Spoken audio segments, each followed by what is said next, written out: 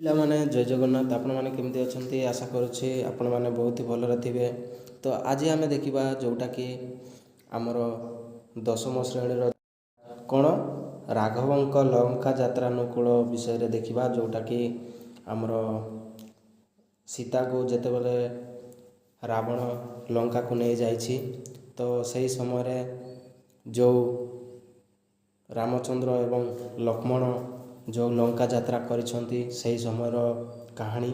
ତ ଏହି ରାଘବଙ୍କ ଲଙ୍କା ଯାତ୍ରାନୁକୂଳ ପଦ୍ୟରେ ବା ପଦ୍ୟାଂଶରେ ଯେଉଁ ଯେଉଁ କୋଶ୍ଚିନ୍ ଗୁଡ଼ାକ ରହିଛି ସେହି ସଂକ୍ଷିପ୍ତ କୋଶ୍ଚିନ୍ ଆନ୍ସର୍ ଗୁଡ଼ିକ ଆମେ ଏହି ଭିଡ଼ିଓ ମାଧ୍ୟମରେ କ'ଣ କରିବା ନା ଜାଣିବା।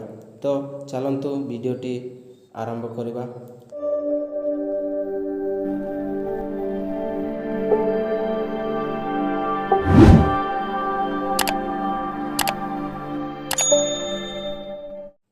ପ୍ରଥମ କୋଶ୍ଚିନ୍ କ'ଣ ରହିଛି ପିଲାମାନେ ନା ପ୍ରତ୍ୟେକର 3ଟି ଲେଖାଏ ପ୍ରତିଶବ୍ଦ ଲେଖ ବୋଲିଛି। ବୁଝିପାରୁଛ? ଏଇଟା ଲେଖକ କିଏ ହେଉଛନ୍ତି ନା କବି ସମ୍ରାଟ ଉପେନ୍ଦ୍ର ଭଞ୍ଜ ଲେଖିଛନ୍ତି, ଯେଉଁଟା ରାଘବଙ୍କ ଲଙ୍କାନ ଯାତ୍ରାକୂଳ। ତ ଚାଲନ୍ତୁ ଡେରି ନ କରି ଭିଡ଼ିଓଟି ଆଗକୁ ନେବା। 1 ନମ୍ବର କୋଶ୍ଚିନ୍ କ'ଣ ରହିଛି ଏବେ ମୁଁ ଯେଉଁଟା ଦେଖେଇଲି। ତ କ'ଣ ପ୍ରଥମ ସେଇ ଶବ୍ଦ ଗୁଡ଼ାକ ଦେଇଛି ନା କ'ଣ ସିନ୍ଧୁ, ପର୍ବତ, ଆକାଶ। ଏହି 3ଟି ଶବ୍ଦ ଗୁଡ଼ିକର କ'ଣ କ'ଣ ନା 3ଟି ଲେଖାଏ ପ୍ରତିଶବ୍ଦ, ମାନେ ତା ଭଳି 3ଟି ଶବ୍ଦ ଲେଖିବାକୁ କହୁଛି। ନା କ'ଣ କ'ଣ ହେଇଯିବ ତୁମର? ସିନ୍ଧୁର କ'ଣ ହେବ? ସାଗର, ଜଳଧି ଆଉ ଉଦ୍ଧଧି। ଏଇ 3ଟି ହେଇଯିବ ସିନ୍ଧୁର 3ଟି ପ୍ରତିଶବ୍ଦ। ପର୍ବତ କହିଲେ କ'ଣ ନା ଗିରି, ଭୂଧର, ପାହାଡ଼। ଏଇଟା ହେଇଗଲା ତୁମର କ'ଣ ପର୍ବତର। ଠିକ୍ ସେହିପରି ଆକାଶର କ'ଣ ହେବ? ନଭ, ବ୍ୟୋମ, ଗଗନ। ବୁଝିପାରୁଛ? ଏଇ 3ଟି ହେଇଗଲା ତୁମର ଆକାଶର। ବୁଝିପାରୁଛ? 2 ନମ୍ବର କୋଶ୍ଚିନ୍ କ'ଣ ରହିଛି? ନିମ୍ନଲିଖିତ ଶବ୍ଦମାନଙ୍କର କ'ଣ ନା ଗଦ୍ୟ ରୂପ ଲେଖ। ଗଦ୍ୟ ରୂପକୁ କ'ଣ ପରିବର୍ତ୍ତନ କରିବାର ଅଛି। ତ ପ୍ରାପତି ଦେଇଛି, କ'ଣ କ'ଣ ହେଇଯିବ ଗଦ୍ୟ ରୂପ? ପ୍ରାପ୍ତି। ବୁଝିଛ? ତାପରେ ଜନମୀ, ଜନ୍ମି, ଦୈବ, ଦୈବ। ବୁଝିପାରୁଛ? এই ହେଇଗଲା ତୁମର କ'ଣ ଗଦ୍ୟ ରୂପ। ଆଗକୁ ବଢ଼ିବା। 3 ନମ୍ବର କୋଶ୍ଚିନ୍ କ'ଣ ରହିଛି? 3 ନମ୍ବର କୋଶ୍ଚିନ୍ ରହିଛି ନିମ୍ନଲିଖିତ ଶବ୍ଦଗୁଡ଼ିକର ବିପରୀତାର୍ଥ ବୋଧକ ଶବ୍ଦ ଲେଖ। ମାନେ ବିପରୀତ ଶବ୍ଦ, ଯେମିତି କ'ଣ ପାପ, ପୁଣ୍ୟ ଏବଂ କ'ଣ ଆଶା, ନିରାଶା, ସେଭଳି। ଏଠି ଦେଖିବା କ'ଣ କ'ଣ ଦେଇଛି। ଆଶା, ନିଶ୍ୱାସ, ପ୍ରସନ୍ନ, ଜ୍ୟେଷ୍ଠ, ଜନ୍ମ ଦେଇଛି। ତାର ବିପରୀତାର୍ଥ ବୋଧକ ଶବ୍ଦ କ'ଣ ହେବ? ଆଶାର କ'ଣ ହେବ?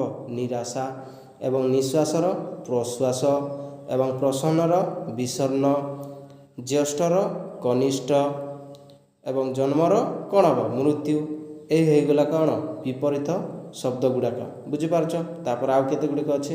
କ'ଣ ପୁଣ୍ୟର ପାପ, ବିରସର ସରସ। ବୁଝିପାରୁଛ? ଆଗକୁ ବଢ଼ିବା। 4 ନମ୍ବର କ'ଣ ରହିଛି? 4 ନମ୍ବର ତୁମର ରହିଛି ନା କ'ଣ ଶୂନ୍ୟସ୍ଥାନ ପୂରଣ କର। ବୁଝିପାରୁଛ? ନିମ୍ନଲିଖିତ ଶବ୍ଦମାନଙ୍କୁ ନେଇ ସାର୍ଥକ ବାକ୍ୟ ରଚନା କର ବୋଲିଛି। ତ କ'ଣ ହେବ ନା ପ୍ରଥମ କୋଶ୍ଚିନ୍ କ'ଣ ରହିଛି? ପିତୃବ୍ୟ ଦେଇଛି, ବ୍ୟୋମ ଦେଇଛି, ପ୍ରସନ୍ନ ଦେଇଛି, ଅନୁଜ ଦେଇଛି। ତ କ'ଣ ହେବ ଦେଖିବା। ଘଟୋତ୍କଚ ତାଙ୍କ ପିତୃବ୍ୟକୁ ସମ୍ମାନ କରୁଥିଲେ। ବୁଝିପାରୁଛ? ତାପରେ ବ୍ୟୋମ, ବ୍ୟୋମ କହିଲେ କ'ଣ କହିଲେ ଏବେ ନା କ'ଣ ବ୍ୟୋମ କହିଲେ କ'ଣ ପିଲାମାନେ? ନା ବ୍ୟୋମ କହିଲେ ତୁମର ପାହାଡ଼ ବା ପର୍ବତ। ବ୍ୟୋମ ଭ୍ରମଣର ଅନୁଭୂତି ଅତ୍ୟନ୍ତ କ'ଣ ହେଲା? ସୁଖକର। କାହାକୁ? ରାମଚନ୍ଦ୍ରଙ୍କୁ।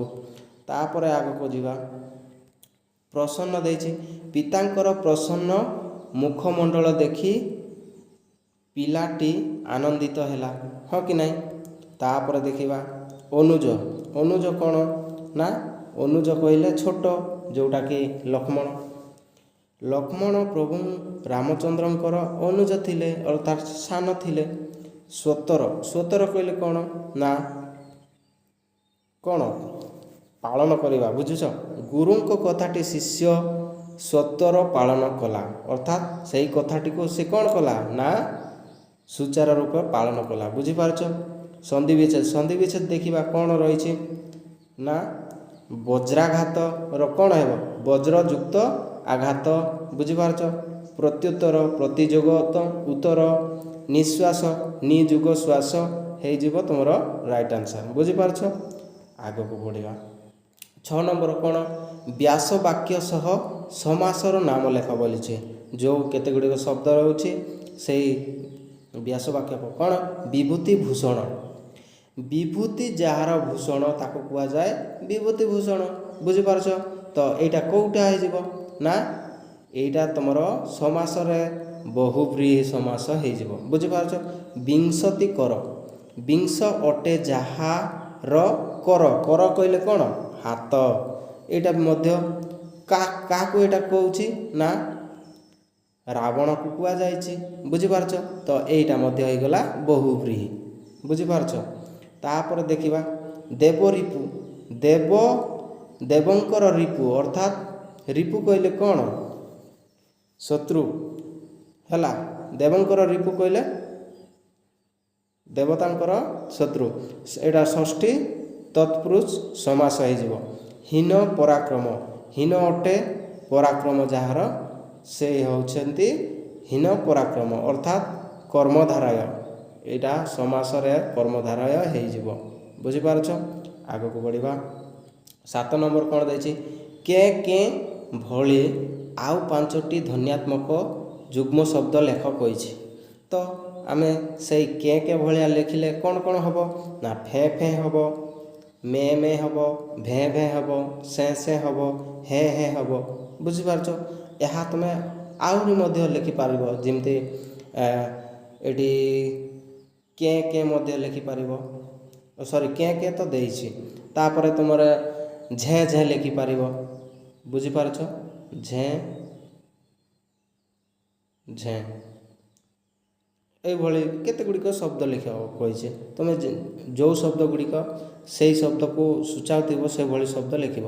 ତାପରେ ଦେଖିବା 8 ନମ୍ବର କ୍ୱେଶ୍ଚିନ୍ କ'ଣ ରହିଛି ସଂକ୍ଷିପ୍ତ ବାକ୍ୟରେ ଉତ୍ତର ଗୁଡ଼ିକ ଲେଖ କହିଛି। କ'ଣ ସିନ୍ଧୁକୁ ପୋତିବା ପାଇଁ ରାମଚନ୍ଦ୍ର କାହିଁକି ସ୍ଥିର କଲେ? କାରଣ ଲଙ୍କାକୁ ଯାତ୍ରା କରି ସୀତାଙ୍କୁ ପ୍ରାପ୍ତ କରିବା ବା ପାଇବାକୁ ଉଦ୍ଧାର କରିବା ନିମିତ୍ତ ସିନ୍ଧୁକୁ କ'ଣ ବାନ୍ଧିବାକୁ ସ୍ଥିର କଲେ। ବୁଝିପାରୁଛ?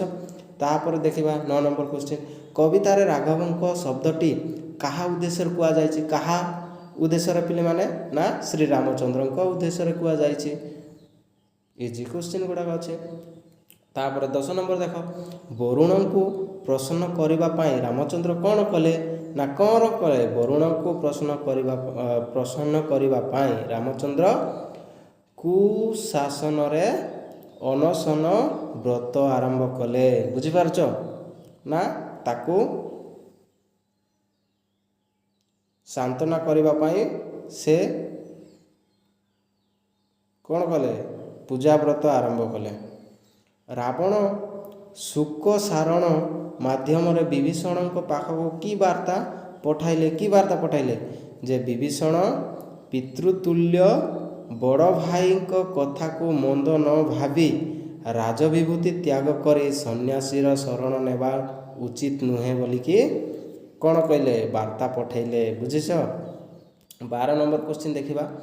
12 ନମ୍ବର କ୍ୱେଶ୍ଚିନ୍ ରହିଛି ଅଙ୍ଗଦ ନିକଟକୁ ରାବଣ କି ସନ୍ଦେହ ପ୍ରେରଣ କଲେ? କି ସନ୍ଦେହ ପିଲାମାନେ ଅଙ୍ଗଦଙ୍କ ପିତୃହନ୍ତା ପ୍ରତି ଉକ୍ତି ନ କରି କଳହ ରଚନା କରି ପିତାଙ୍କର କ'ଣ ସାନ ଭାଇ ଓ ସୈନ୍ୟ ସାମନ୍ତ ସହିତ ପ୍ରତ୍ୟାବର୍ତ୍ତନ କରୁ ବୋଲିକି କ'ଣ କଲେ ସନ୍ଦେହ ପ୍ରେରଣା କଲେ ପଠାଇଲେ। ବୁଝିଛ?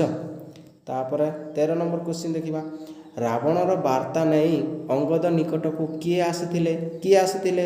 ଯେଉଁ ରାବଣର କ'ଣ 2ଟି ମନ୍ତ୍ରୀ କିଏ ଥିଲେ ନା ଶୁକସାରଣ ଥିଲେ। ସେଇ ବାର୍ତ୍ତାଟି ଆଣିକି ପହଞ୍ଚାଇଲେ।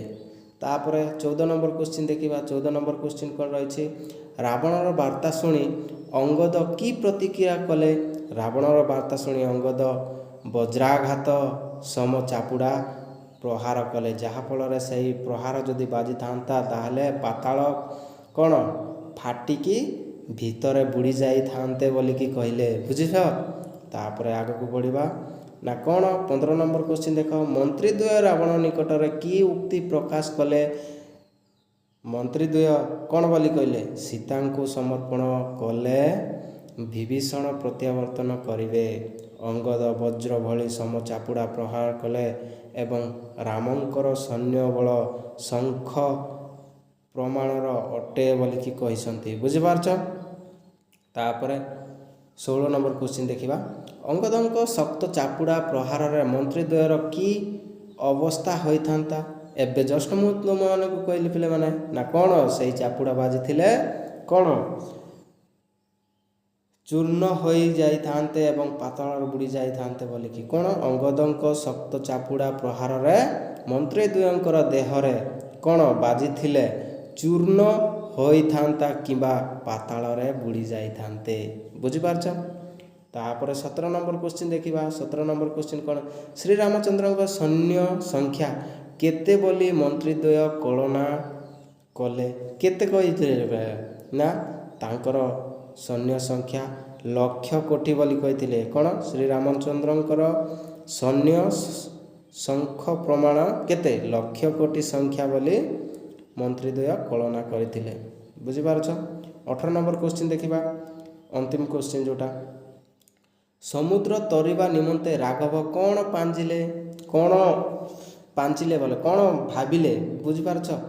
ସମୁଦ୍ର ତରିବା ନିମନ୍ତେ ରାଘବ କ'ଣ କୁଶ ଶଯ୍ୟା ରଚନା କଲେ, ବରୁଣଙ୍କୁ ତୃପ୍ତି କରିବାକୁ ପାଞ୍ଚିଲେ। ଅର୍ଥାତ୍ ବରୁଣ ଯେଉଁ ପାଣିର ଦେବତା ବରୁଣ ଦେବତାଙ୍କୁ କ'ଣ ସନ୍ତୁଷ୍ଟ କରିବା ପାଇଁ ସେ ଭାବିଲେ, ଯାହାଫଳରେ ସେ ସମୁଦ୍ରକୁ କ'ଣ ଲଙ୍ଘି ପାରିବେ। ବୁଝିପାରୁଛ? ଆଶା କରୁଛି ଏହି ଭିଡ଼ିଓ ମାଧ୍ୟମରେ ଯେଉଁ ରାଘବଙ୍କ ଲଙ୍କା ଯାତ୍ରାନୁକୂଳର ପଦ୍ୟାଂଶଟିର ଯେତେ ଗୁରୁତ୍ୱପୂର୍ଣ୍ଣ କ୍ୱେଶ୍ଚିନ୍ ଗୁଡ଼ାକ ଯେଉଁ ପ୍ରଶ୍ନ ଉତ୍ତର ଥିଲା ତାହା ମୁଁ ସମ୍ପୂର୍ଣ୍ଣ ଭାବରେ କ'ଣ କରିଦେଇଛି ନା ଆପଣମାନଙ୍କୁ ବୁଝେଇ ଦେଇଛି। ହେଲା, ବୁଝେଇ ଦେଇଛି। ଆପଣମାନେ ସେଇ କ୍ୱେଶ୍ଚିନ୍ ଆନ୍ସର୍ ଗୁଡ଼ିକ ପଢ଼ନ୍ତୁ ଏବଂ ଭଲ ଭାବରେ ପଢ଼ିଲା ପରେ ଆପଣମାନେ ସେଇ ପ୍ରତ୍ୟେକର କ୍ୱେଶ୍ଚିନ୍ ଆନ୍ସର୍ ଜାଣିପାରିବେ। ତ ଭିଡ଼ିଓଟି ଭଲ ଲାଗିଲେ ଲାଇକ୍ କରିବେ ଏବଂ ସାଙ୍ଗସାଥୀଙ୍କୁ ସେୟାର କରିବେ ଏବଂ ସିକେ ଓଡ଼ିଆ ଏଜୁକେସନ୍କୁ କ'ଣ କରିବେ ନା ସବସ୍କ୍ରାଇବ୍ କରିକି ବେଲ୍ ଆଇକନ୍କୁ ଅଲ୍ କରିଦେବେ। କାରଣ ଏମିତି ଓଡ଼ିଆ ରିଲେଟିଭ୍ ଯାହା ବି ଯେତେ କ୍ଲାସ୍ର ବି ରହିଛି, ମୁଁ ଯେଉଁ କ୍ଲାସ୍ର ଭିଡ଼ିଓ ବି ଅପଲୋଡ଼ କରିଲେ ଆପଣମାନେ ସର୍ବପ୍ରଥମେ କ'ଣ କରିପାରିବେ ନା ସର୍ବପ୍ରଥମେ ଦେଖିପାରିବେ। ବୁଝିପାରୁଛ? ତ ପୁଣି ଦେଖା ହେବ ନୂଆ ଏକ ଭିଡ଼ିଓରେ। କାରଣ ସରଳାର୍ଥ ମଧ୍ୟ ମୁଁ ଏଇ ଭିଡ଼ିଓ ମାଧ୍ୟମରେ କରିଦେଇଥାନ୍ତି, କାରଣ ସରଳାର୍ଥ ଟିକେ ଲେଖିବା ପାଇଁ କ'ଣ ଅଧିକା ସମୟ ଲାଗେ ଏବଂ ସେଇଟା ଲଙ୍ଗ୍ କ୍ୱେଶ୍ଚିନ୍ ଗୁଡ଼ାକ 5 ମାର୍କିଆ କ୍ୱେଶ୍ଚିନ୍ ଗୁଡ଼ାକ, ତ ତାକୁ ଟିକେ ଅଧିକା ଲେଖିବାକୁ ପଡ଼େ। ବୁଝିପାରୁଛ? ଯଦି ତାହା ମଧ୍ୟ ଅପଲୋଡ଼ କରିଦିଅନ୍ତୁ କହିଲେ ମୁଁ ନିଶ୍ଚୟ କରିଦେବି। ତ ରହିଲି, ପୁଣି ଦେଖା ହେବ ନୂଆ ଏକ ଭିଡ଼ିଓ। ଜୟ ହିନ୍ଦ, ବନ୍ଦେ ମାତରମ୍, ଜୟ ଜଗନ୍ନାଥ।